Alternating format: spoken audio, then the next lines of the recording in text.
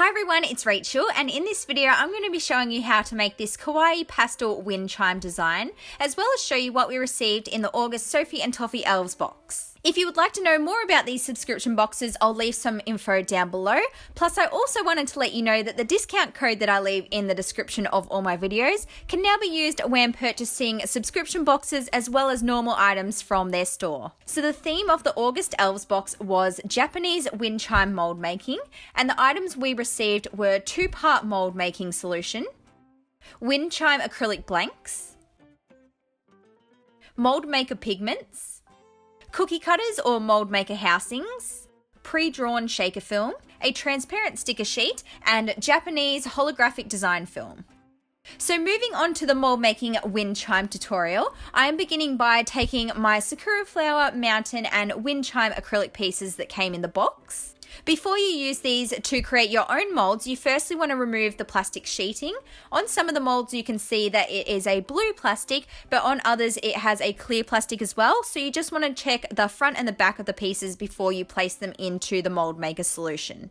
So now you want to go ahead and take the mold maker and use a scale to measure equal amounts of each part, as this is a 1-to-1 solution. I ended up mixing 84 grams of mold maker in total, and that was the perfect amount for the molds that I'm going to be making. I then took a popsicle stick and I mixed the solution around in my plastic cup to combine it all together. Then optionally you can also colour your molds with the pigments we were supplied in the box. I decided to colour mine a light blue, but I only used a tiny amount of pigment because I did still want to use these molds with UV resin, and if you make them too opaque, the UV light won't be able to shine through the mold and cure the resin. Of course, if you don't want to colour your molds, you can also leave them transparent as well. Next, you want to take the clear sticker sheet or even just a piece of clear contact and place this on your work surface. Then you want to place on your mold making housings, which are pretty much just some plastic cookie cutters, and then you also want to place in the acrylic designs where you would like them. You can see that I placed my flower in the center of one of my housings, but I did manage to fit the mountain and the little wind chime piece in the mold together. Next, just pour your mold making solution into the housing, and you want to leave this for 8 to 10 hours to cure. I did actually leave mine overnight just to make sure. If you do have any bubbles in your solution, they will rise to the top themselves and pop. So once your molds are completely cured, you can go ahead and pull off the plastic sheet as well as popping them out of the housings. You'll notice that mine does have a little bit of excess silicone mold where it kind of seeped under the acrylic design. So here I'm just using a blade to very carefully remove it, and you can do the same if you have any excess. I am really happy with how these molds turned out. You can kind of see some splotches where I didn't fully mix the pigment, but I guess that's really not the worst thing that could happen.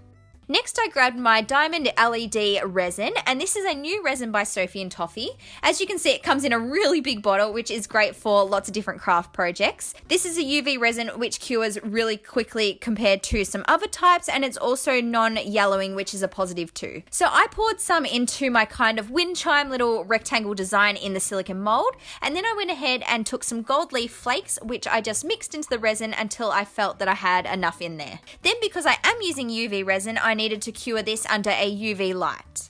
Once it was hard, I then removed it from the mold, and you can see that it popped out really easily, and this is what it looks like, so I'm really happy with how the molds turned out. Moving on to my other pieces, because they are larger, I'm going to be using some 2-part epoxy resin, and this is a Sophie and Toffee brand. So again, I just whipped out my scale and I began mixing equal parts of resin, just stirring this into my plastic cup. When mixing 2-part epoxy resin, it does start out clear and then it begins to go cloudy as you mix it, but you'll just want to keep mixing until it goes clear again, and that's how you know it is ready. You can also leave it to sit for a little bit just to help the bubbles rise to the top and pop themselves. Next, I took some pastel coloured liquid pigments, which I'm going to be using to colour the resin with, and then I just separated my mixture into these little silicone cups, and I put some drops of each colour into the resin. Then I went ahead and mixed each of these really well, and I just had to keep adding the pigment until I was happy with it, because I found that the amount that I initially added wasn't opaque enough for how I wanted it to be, so I just added more drops until I got the colour that I wanted. Once all the colouring was equally mixed in, I also tapped in a small amount of iridescent glitter as well.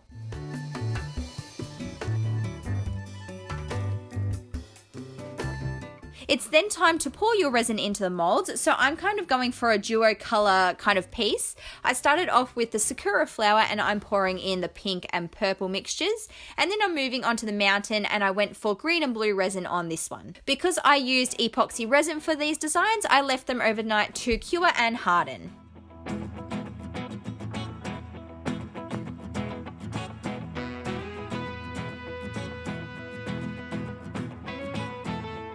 The next day they were ready to be removed from the molds, and I'm really happy with how they came out. So now I'm moving on to making the flower shaker piece. So I took the pre-drawn shaker film and I just cut out the flower design. Here you can see that I've collected a bunch of bits and pieces which I'm going to be placing inside the shaker. So there's some glitter and some glass chunks and also some little beads.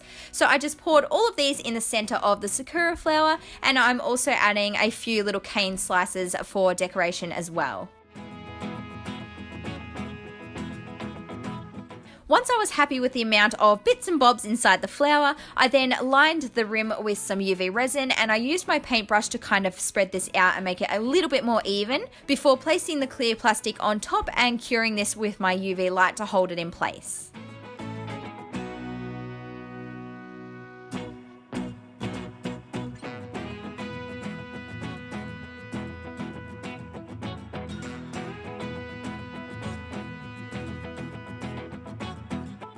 Now I'm moving on to the little mountain, and I really love this design because it turns out super kawaii. So I firstly took the gold holographic film and I cut out one of the little faces, and then I just applied this to the mountain using some UV resin, and I cured it under my UV light to hold it in place. To add some more detail, I then took a white Posca pen and I drew on the little cloud designs the same as what the original acrylic piece looked like, and then I went over and domed this with a layer of UV resin to seal it all in and make it shiny.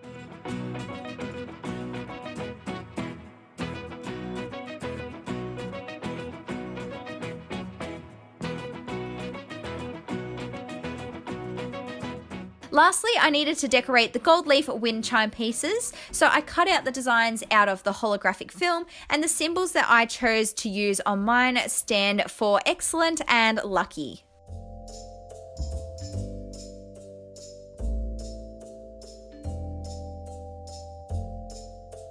And then finally it's time to place it all together. So I took some plastic star beads, which I got from Sophie and Toffee probably nearly when they first opened their online store like years ago. And I threaded the stars onto some gold eye pins and I created a loop using my pliers. Once I had done that with all the stars that I decided to choose, I then kind of laid out the different designs on my work surface to get an idea of what I wanted the final piece to look like, and so I could picture it in my head a little bit better. I then also needed to add some findings into the resin pieces, so I began using my hand drill, which again is from Sophie and Toffee, and then I used some gold eye screws that I had and just twisted these into the resin pieces. Lastly, using my pliers and some gold chain, I attached all the pieces together how I originally set them out.